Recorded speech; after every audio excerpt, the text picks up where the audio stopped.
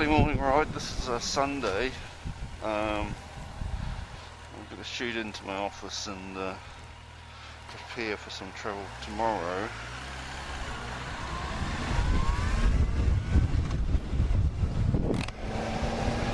So I thought I'd bring you along for a ride.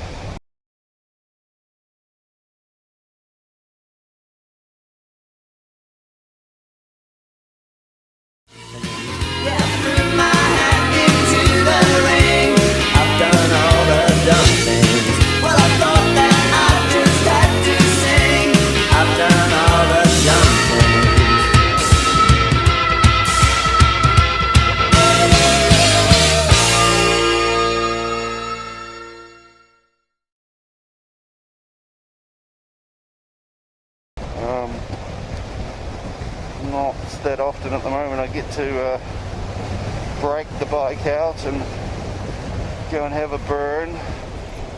I had a burn the other night. The battery in the camera was going dead. I've got it powered up on the bike at the moment. I'm struggling with this camera in relation to power. Some of the times I have taken it out, it's just died in the arse, which is not great.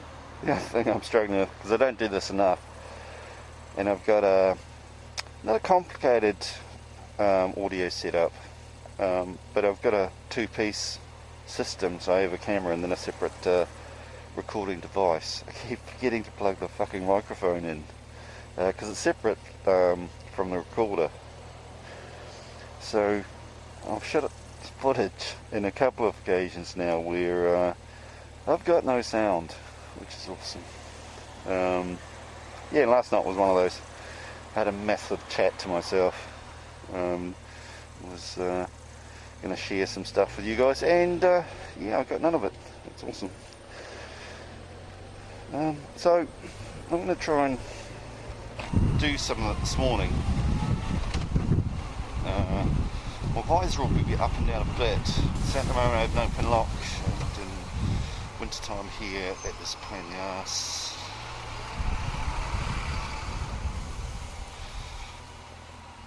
And so thus my visor is reasonably open. Yeah, so what's been happening on the bike? Bits and pieces actually. I don't know if you can see down there on the dash, but I have the heater control for the heated grips, or a heater control for the heated grips, and I take my hand up the throttle. You can see that I've half sort of connected the OEM heaters, and the reason for that is the wiring loom on this bike has all the positions for the control and the grips. I mean, the system is stupidly expensive, so I haven't brought it new. I brought it second hand on bollox. Just trying to have this conversation without killing myself. And yeah, so it's now just working out if what I've purchased actually functions. When I first plugged it in and turned the bike on, there's nothing, and that I'm not so sure as a result of, yeah, you're going to just drive with it, you prick.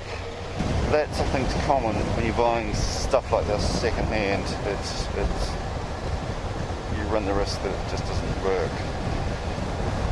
But what I do like about the whole setup is it's much tidier. So I'm going to persevere and see if I can get it going, because it's going to just clear out the dash area of the bike quite a lot. You'll notice I've got one of the handguards off the right hand side too. That's because I've been working on that side of the bike, and I managed to crack the plastic on the handguard where it connects. So yeah, that's on the bench being plastic welded up.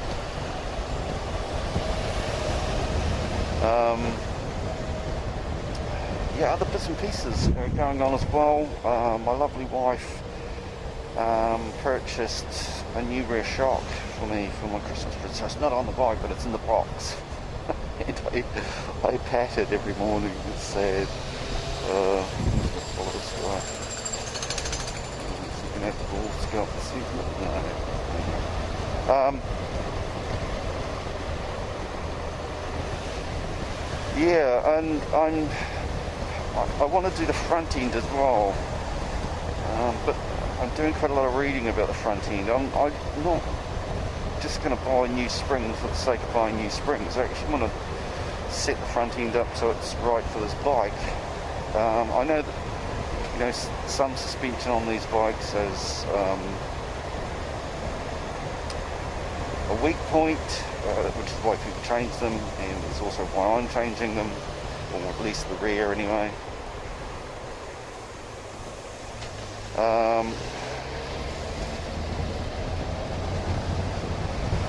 But the front, I'm not going to be so quick to throw the OEM springs away. First thing we're going to do is actually just change the oil and see if that makes a difference. Put a heavier weight oil in, and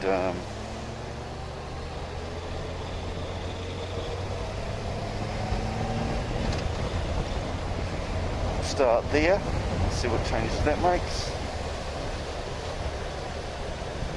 And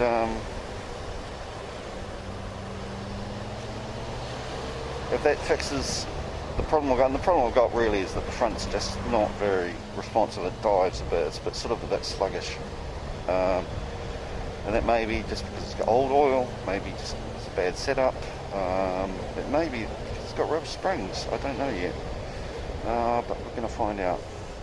The other things I'm doing on the bike, I've got a power distribution module. My intention is to put that in, and that's really just about organising sockets and things on the bike. You see I've got wires and crap hanging everywhere, which is not ideal. I'd like to tidy that up. So I've brought this power distribution module, which essentially allows you to connect a whole lot of stuff to your bike without having to have lots of different types of fuses. You've got them all being brought back to a central location. You've got a single fuse type, so very sort of similar to having the the fuse box on your bike, but just expanding that a bit so you can have these extra things going on. Because with cameras and phones and GPS and crap like that, you end up having to have extra power on the bike, and if it's not done properly, it's a mess. It's likely to overload some circuits. A lot of people just fill up their tail light circuit or their blinkers circuit, and eventually that's actually not going to be good for the components of the bike either, the OEM components. So the module is really just about getting some sense of order into all of that.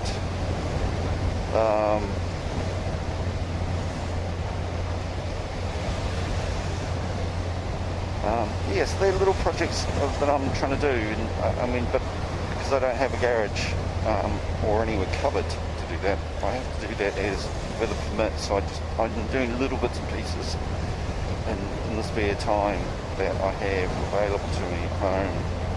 I'm also doing quite a lot of it on the kitchen table, which isn't impressing to the half, so I need to be a bit careful about that. But things are progressing. Hey, lady. And here. And I'm enjoying doing it. I've upgraded the air filter. So I've got a new Canadian reusable one, washable one. Changed the oil. I've got a new oil filter, a reusable one. So that's I won't put that on at the moment because obviously I've just changed oil with the normal one. But on my next oil change, that is the intention, is to put this reusable filter in there. Reasonably expensive piece of kit. I'll talk about that with probably when I'm going to put that on. But the idea is over a series of oil changes, you get your money back. So I'm looking forward to that. What else have I done? Oh, I've got an optimizer on the bike for the battery. Yeah, I didn't talk about that. Well, I did actually in one of my other rants. I had a battery problem. It's winter.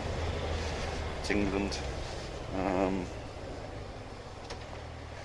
And as a result, I've needed to get an optimizer that will allow me to keep the battery up to scratch.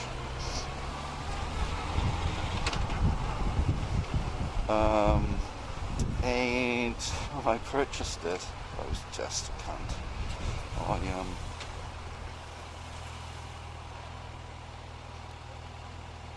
I plugged it in from outside, just using standard extension cords. Because it rained, fucking thing got wet. Well, it didn't get wet.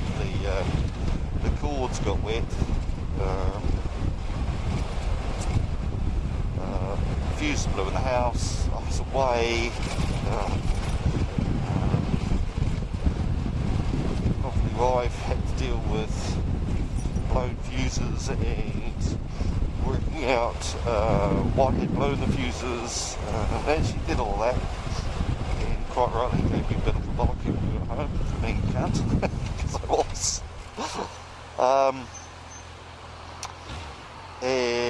And as a result of that, I put a proper external socket outside near the bike, so I don't have to have a massive lead running anywhere. It's also independently fused, so if anything on the bike does break down and the optimizer dies in the arse, it's only going to pop a fuse actually inside the plug or inside the external socket. It's waterproof. So you plug it in, seal it up, and it's just a cord hanging out the bottom.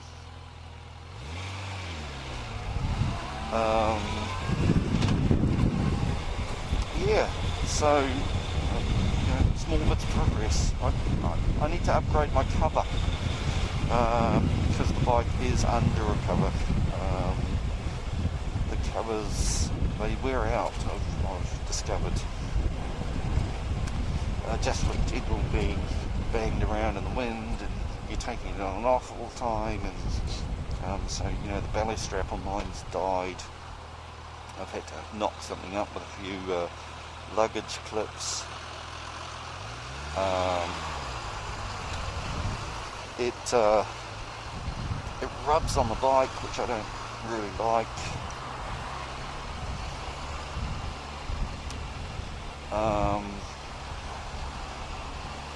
Yes, I'm looking to upgrade that situation as well.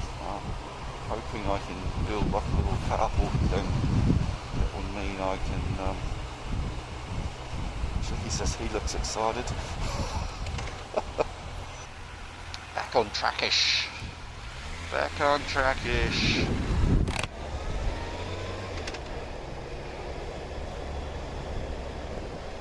The lights are not being a good friend this morning. Oh, sorry about that. I'm just sort of getting over a cold, so I can hardly talk. Because of all the boogers that are getting in the way of my conversation.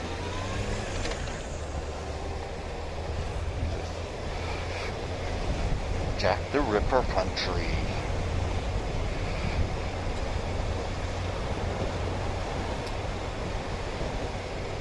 Well, it is something if you are foreign to this land and you want to do something in London.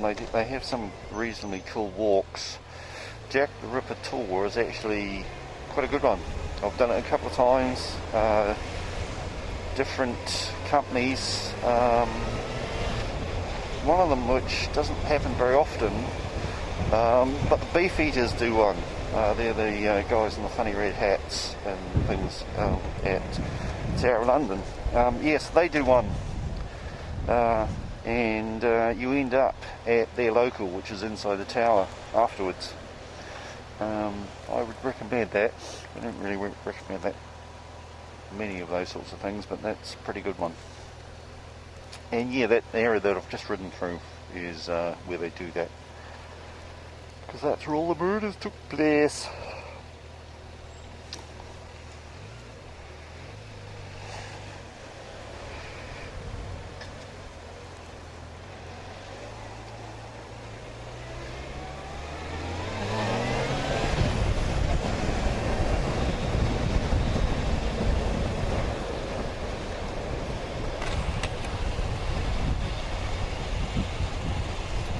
Yeah, so yeah, little bits and pieces I'm doing on the bike, and I'm really enjoying fucking about with the bike, getting it back into. I'm slowly trying to get it back to the condition it was before the rozzers fucked about with. And I mean, the rozzers really do fuck about with these things when they have them. The hole in the dash was just done by an 8-year-old, it really was. No thought about when the bike was going to be on-sold. You know, you would have taken, if you're going to cut the panels around as much as they had, you probably would have just taken them off and made something completely different that sits on the fairing or above the fairing slightly. But no, they don't think like that. They just get up the jigsaw and get stuck in, and as a result, when you're a second owner like I am, yeah, lots of the panels were just messed about with. Now I've got this big hole where a glove box should be, and I was going to, and I am actually halfway through building a panel that will hold electrical connections. Oh my god, learner drivers! So we can move this around here.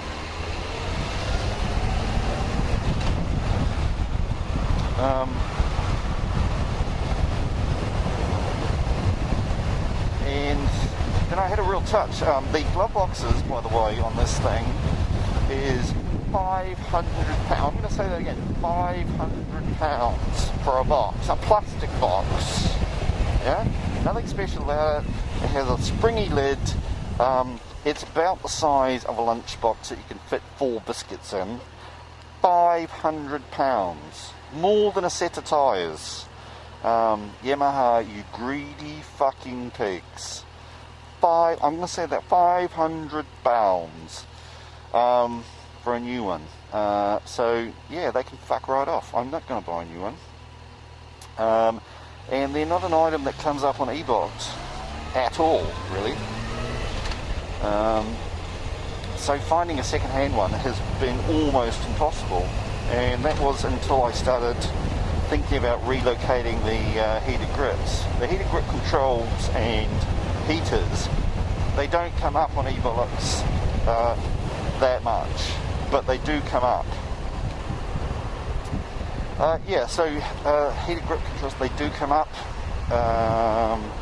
I found the control separate buyer. I found the heated grips someone else. I actually ended up having to buy a bar as well as the grips because the guy couldn't work out how to get the grips off and didn't want to damage them, which is fair enough.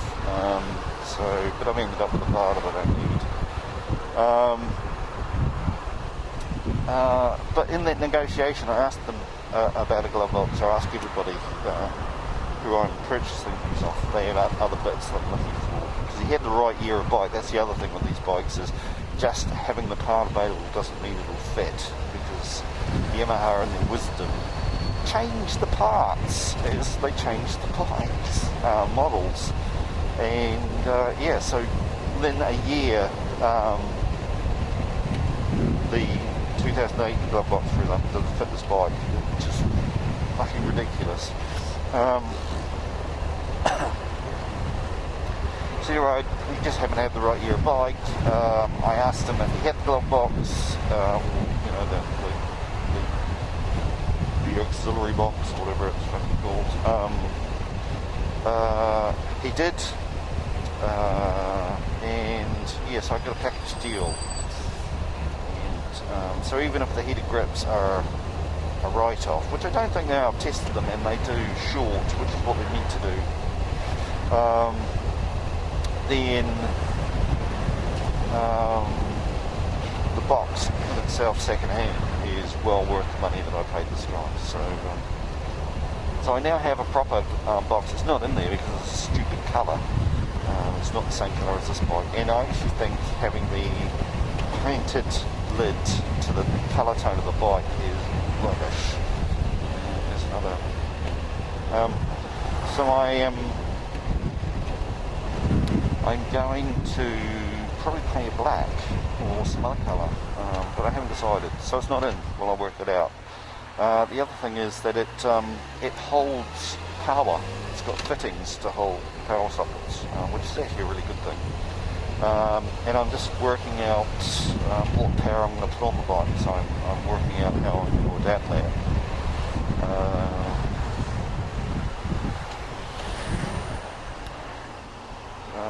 What else are we doing? Oh, under the throttle, I'm trying a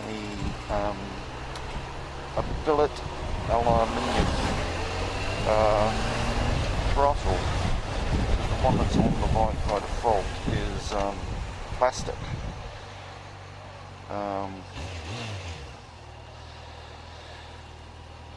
And this aluminium ones are meant to be less vulnerable to stretching in the fittings, and what that translates to is a jerky acceleration.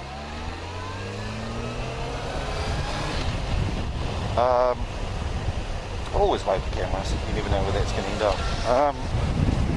Phone bracket teething, yeah, it broke. When I was on the ride down to Brightona, I was travelling down with some guys. We pulled into a garage and I got my phone out of it, so I had a little zip-up pouch thing. And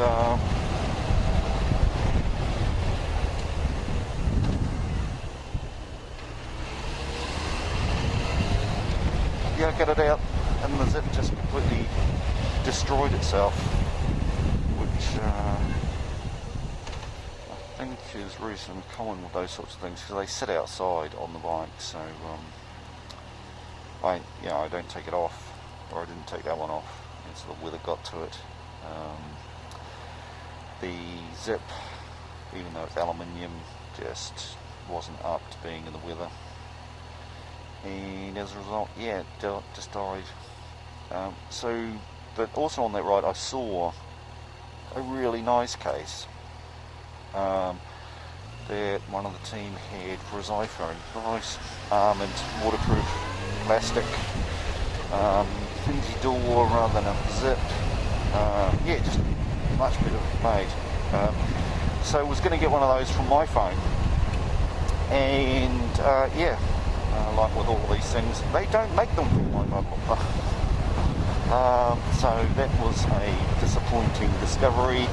What I did find though was a very similar thing that they make for mountain bikes, and so I purchased that, only to discover that I can't actually mount it on these bars because these bars aren't round, they are this odd shape. So I'm going to have to go back to this fitting here, but the mountain bike doesn't use these sophisticated mounting brackets, so I'm having to modify the mounting point, and I'm about halfway through that project. So when I get that done, that'll be exciting because that'll put a decent case back on the bike. And I don't have a sat nav for this bike, so my phone is my sat nav. Hence all of the sorting the power out and getting these things mounted correctly. So it's little jobs like that I'm doing. There's a wee job I want to do on the windscreen as well. It's got some stupid bolt, I think it obviously wasn't mounting properly, so they just screwed this fucking screw through the fairing. And I noticed people going up and touching it all the time, so it clearly looks odd. So that is another wee job that I will do. There's a wee job. There's boot guards on this fairing, which sort of like, a bit like the hand guards, they come over your toes. Your toes nice and warm.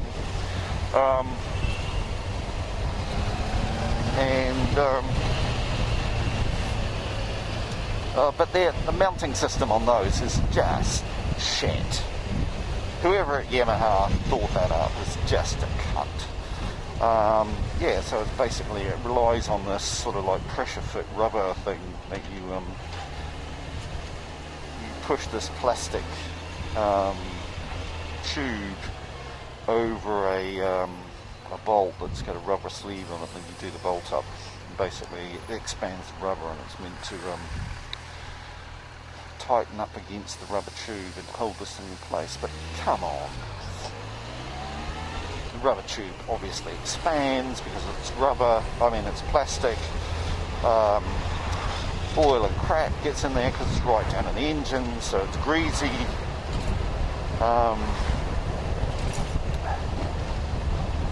There's a lot of vibration going on, and so, basically these things just come loose. And on my bike, what that has meant is that these boot covers, because they actually come off inwards, so they can't fall off on the road, but it's they come loose and then start rubbing up against your engine casing, so you get like this sort of like sandpapering going on your engine, which is fantastic. Your bike just looks like you're abusing the shit out of it. So I'm just going to drill some holes in this thing, because it sort of like wraps around the edge, like sandwiches this thing in. There's a tubey thing that goes on, and so where it wraps around, it's under the bike. No one is ever going to see fastenings, and I'm going to put proper bloody fastenings on this thing with little rubber mounts, so that the vibrations don't screw things up and damage the plastics. What else am I doing?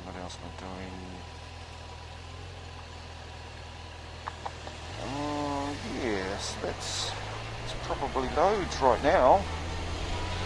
And you can see all of those jobs require the bike to be in some sort of bits and pieces. And while I don't use it, I want to fix the mirrors. The mirrors are great. They're phaser mirrors, they're not FJR mirrors, which is why they look a bit cheap and nasty. But they actually sit at the right angle and I can see past them, or past my elbows. But the rubber mounts, or the rubber boots at the bike end don't sit properly and look a bit shit. So I'm going to rectify that problem.